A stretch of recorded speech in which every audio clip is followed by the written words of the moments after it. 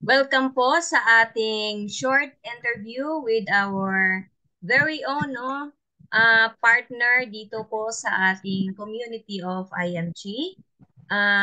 Sa hapon na ito, sa araw na ito, i-discuss namin konti guys kung paano at gaano kami ka-grateful, no? Bakit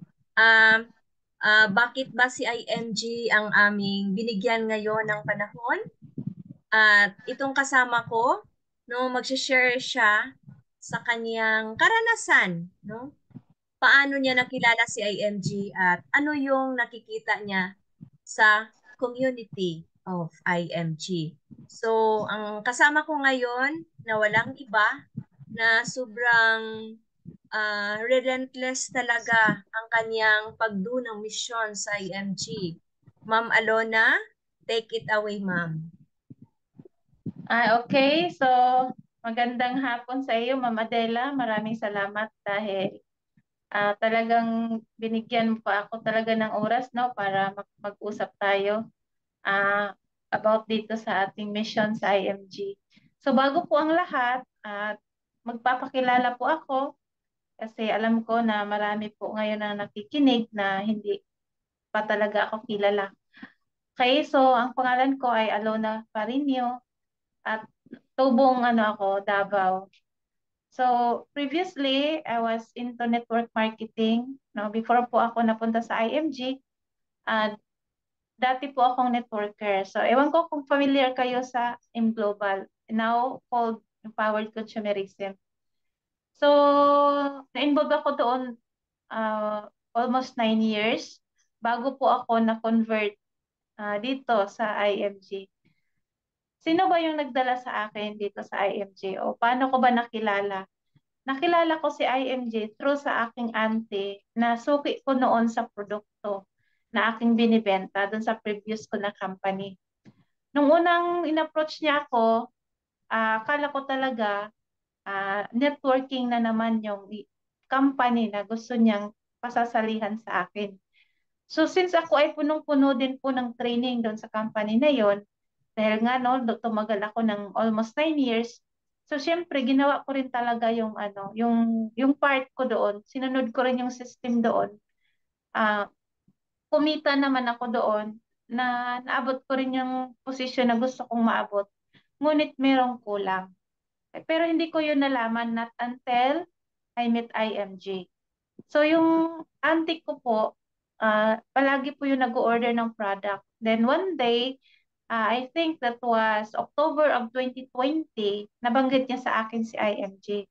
Ngunit ang isip at puso ko ay nandoon na sa previous company. So sinabi ko na talaga na hindi na ako mag-join, no, ng kahit na anong company dyan. Dahil dito na talaga ako, ito na talaga ang pinaka-the best. Kasi daily payout, tapos, pro distributor, maganda yung produkto.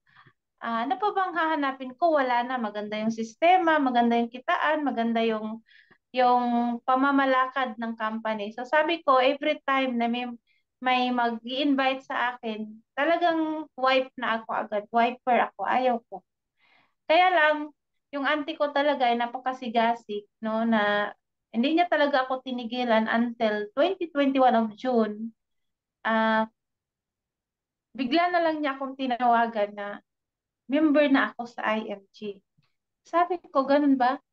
So, deep inside, ayaw ko, hindi ko gusto. Kasi nga, bakit ako member? Ayaw ko nga magpa-member. Pero, ah, to cut this long story short, wala na akong magagawa. So, tinanggap ko na lang kasi sabi ko nga naman para matapos na rin yung pangungulit niya sa akin, para hindi na rin niya ako laging chinat-chat, no? Kinukumusta kung kailan ako magsisimula sa IMG.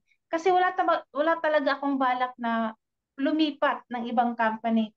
Tapos, ang inisip ko lang noon na pag pinagbigyan ko lang siya, sabi ko pagbigyan ko na nga siya, di bali na yung 9,000 plus na yun. Ang importante, may peace of mind na ako at hindi niya na ako kukulitin.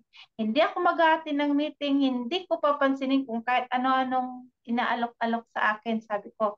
Importante, remember na ako, hindi na niya ako kukulitin. Ngunit po talagang hindi ako kinulit ni auntie ko na yon. Pero ang ginawa naman yan, inad niya ako sa GC. So nung nasa GC na ako, doon na ako nagkaroon ng ng curiosity.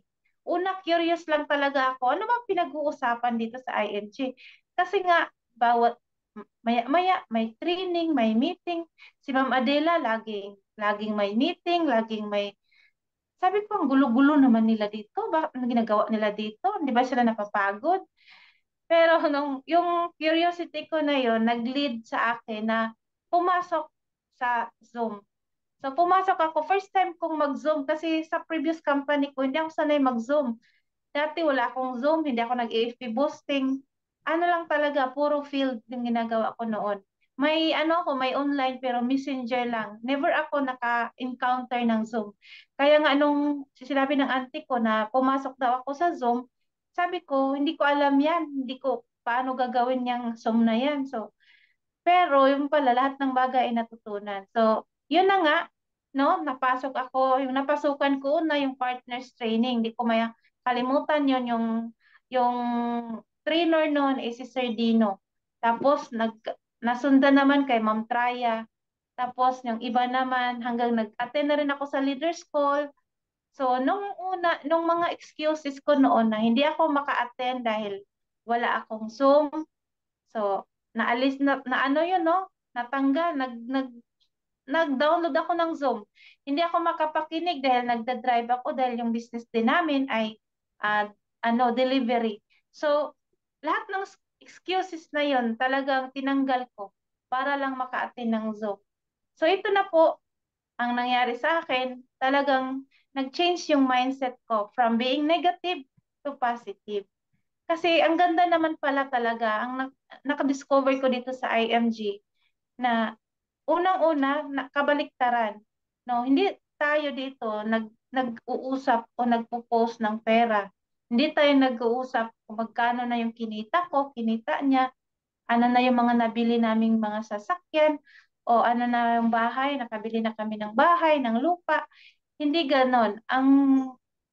Dito po talaga tinuturo how to live below our means, which is talaga helpful sa akin kasi dati napakagastadora ko. Walang araw o wala akong income na hindi ko winawaldas. Waldas talaga ako noon. Hindi ako marunong mag-ipon. Wala sa isip ko yung ipon-ipon. Kasi inisip ko for trabaho lang ng trabaho, negosyo-negosyo, magkakapira ka din. Kikitain mo rin yan. Sige, gastusin natin yan kasi kikitain din natin yan eh. Tayo naman yung nagpapakahirap sa trabaho, di syempre, reward natin sarili natin. So, ganun yung iniisip ko. Kain tayo sa labas, o bili tayo ng anong gusto natin. Yun talaga ang nasa mindset ko noon. But when I become a financial educator here in IMG, doon po nagbago ang lahat, no?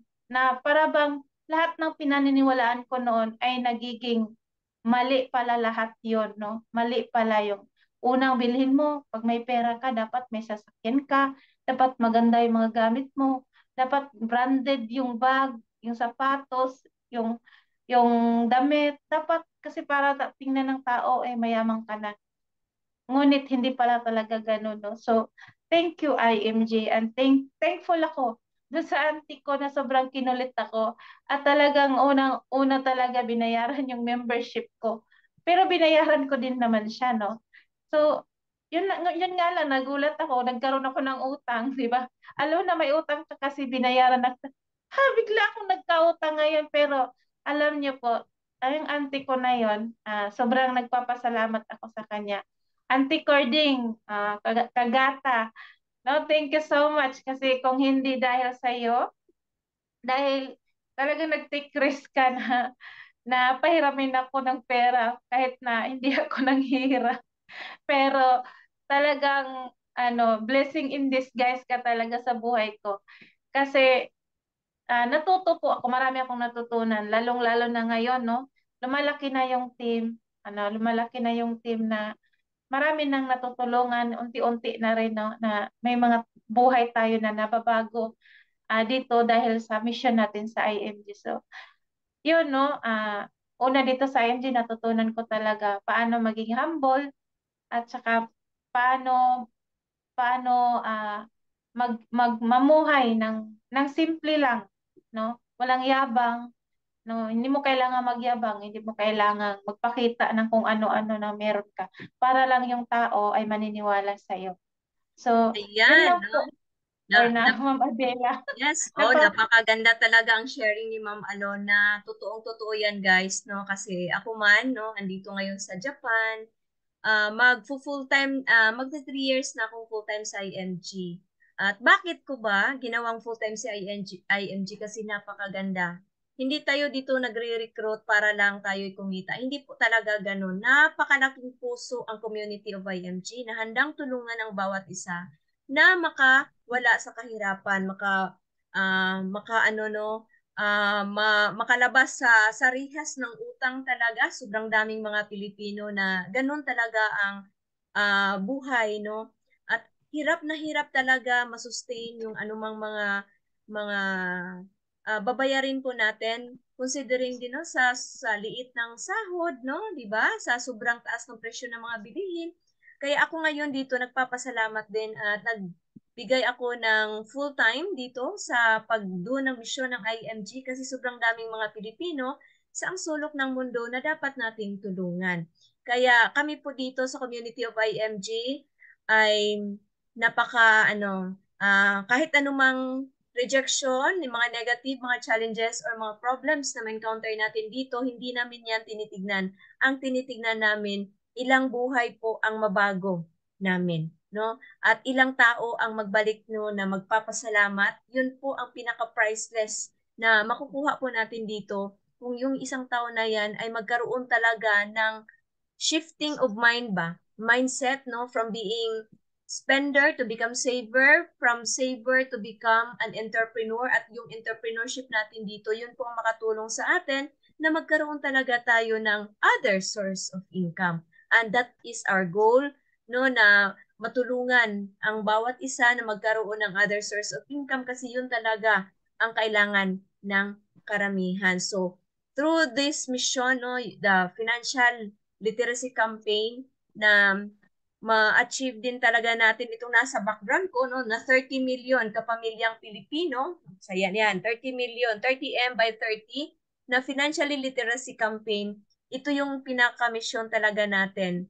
Ikaw ngayon na nakikinig, isa ka or gusto ka ba magiging part, no, sa 30 million kapamilyang Pilipino na mabigyan namin ng tamang kaalaman tungkol sa usaping pinansyal. So thank you so much and God bless po sa ating lahat.